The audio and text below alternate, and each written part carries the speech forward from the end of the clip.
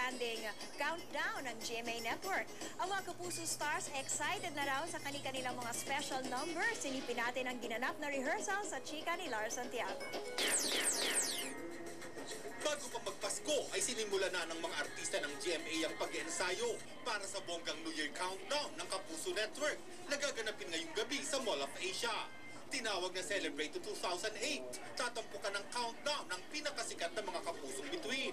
Kagabi, idinaos ang rehearsal para sa iba't ibang production numbers. Makikipag-showdown ako sa kila Mark, yan, sa mga boys. Kasama ko sila China. Ayun, mamaya meron po akong dalawang prods. Sana abangan po nila. Sexy prod po. Walang reklamo ang mga artista kahit nagkatrabaho sila sa halip na nasa bahay para sa pagdiriwang ng bagong taon.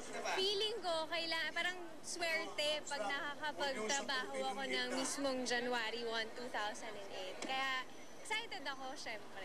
Excited ako, Kuya Lar, kasi first time ko na mag-New Year's countdown for GMA. And parang feeling ko mas masaya na mag-work ng New Year. Ewan ko yung mas enjoy ako.